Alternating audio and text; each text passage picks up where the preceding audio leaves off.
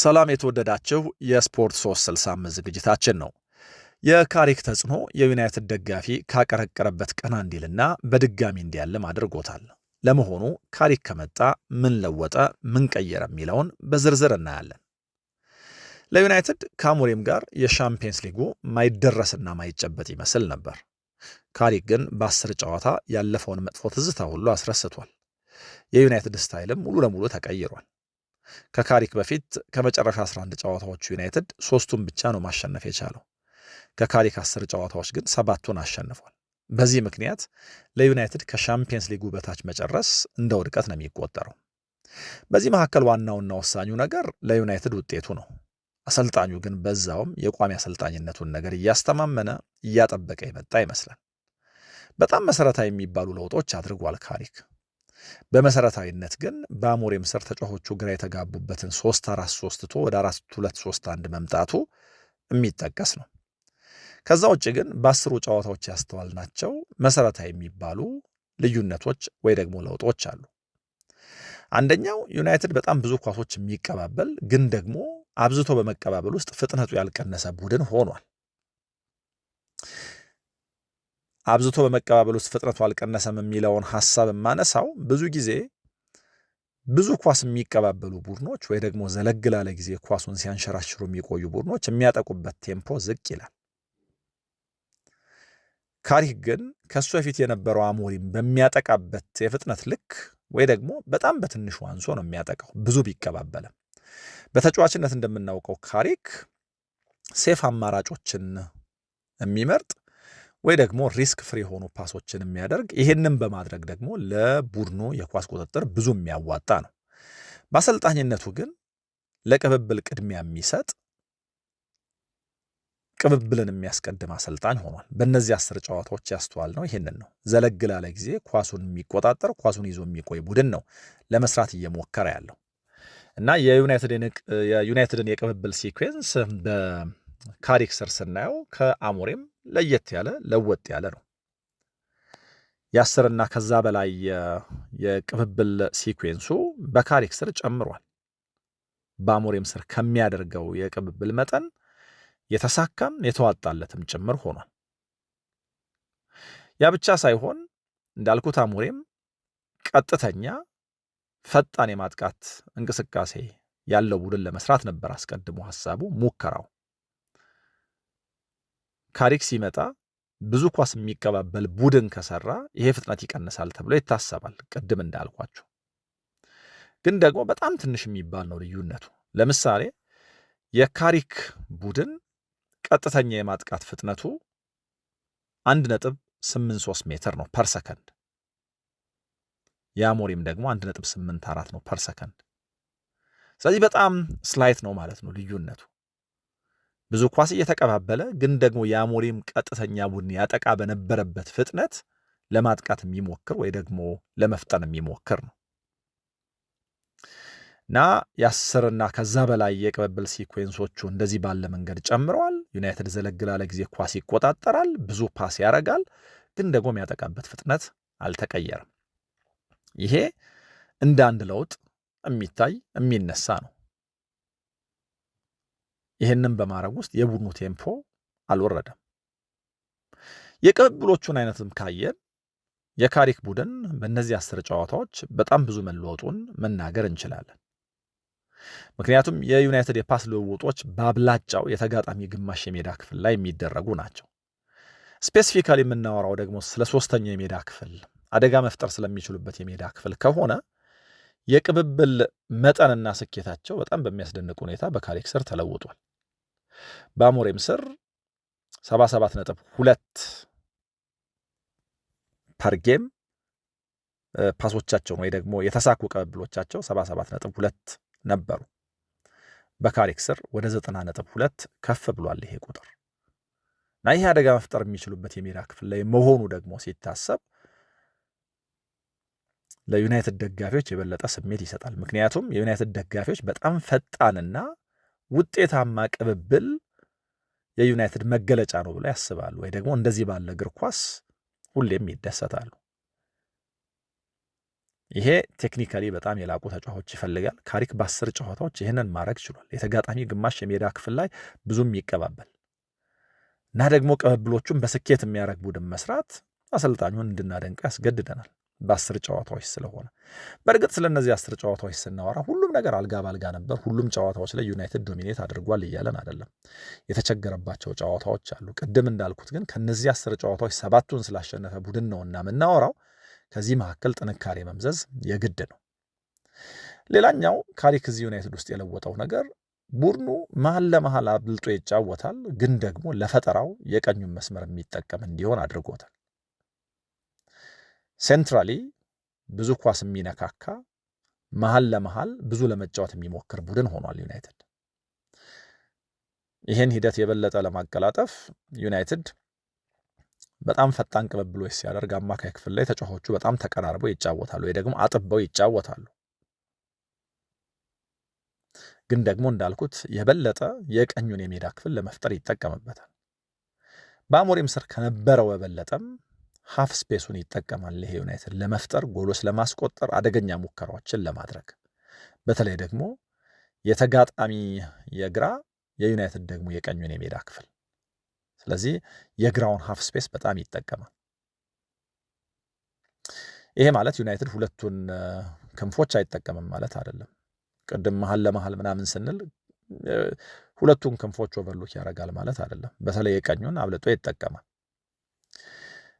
እንግዲህ ከሁለቱ ፉልባኮች አንደኛው ሉክ ሾው የቡድኑ የማጥቃት እንቅስቃሴ ላይ እንደ ሶስተኛ የመሃል ተከላካይ ሁለቱን ሴንተራፎች ወይ ደግሞ ሁለቱን የመሃል ተከላካዮች ጆይን ያደርጋል።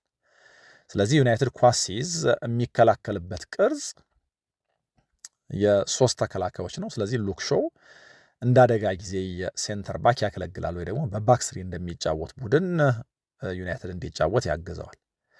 ሉክ ሾው ተጠግቶ ከነዚህ የተከላካይ መስመር አጋሮቹ ጋር ሶስተኛ ሴንተር ባክ ሲሆን፣ ሶስተኛ የመሃል ተከላካይ ሲሆን፣ ዳሎ ደግሞ አድቫንስድ ወደ ሆነው የሜዳ ክፍል ወይ ደግሞ ወደ ላይኛው የሜዳ ክፍል በመሄድ ከአማድ ጋር ወይ ደግሞ እዛ መስመር ላይ የሚሰለፈው ተጫዋች መቦሞ ከሆነ ከመቦሞ ጋር የቁጥር ብልጫ በመውሰድ ያን የቀይ መስመር የበለጠ የፈጠራ አማራጭ ያደርጉታል ማለት ነው። ስለዚህ ዲየጎ ዳሎ ለቀኙ መስመር የዩናይትድ የመስመር አጥቂ ተጠግቶ ስለሆነ የሚጫወተው ዩናይትድ የቁጥር ብልጫም የመፍጠር አማራጭም የሚኖረው እዚህ ጋር ነው።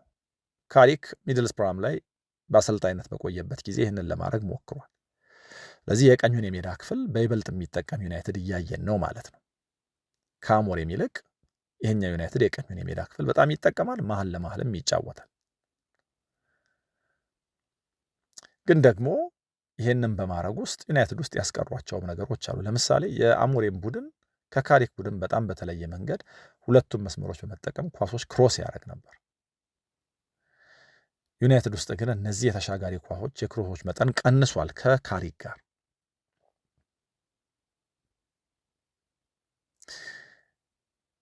ለፓሶቹ መቀነስ ወይ ደግሞ ለተሻጋሪ ኳሶቹ መቀነስ የካሪክ አጫወት በጣም በመሰረታዊነት አስተዋጽኦ አበረክቷል። ግን ደግሞ ክሮሶችም የሚደረጉ ከሆነ ክሮሶቹ የሚደረጉት በይበልጥ ከቀኙ የሜዳ ክፍል ነው።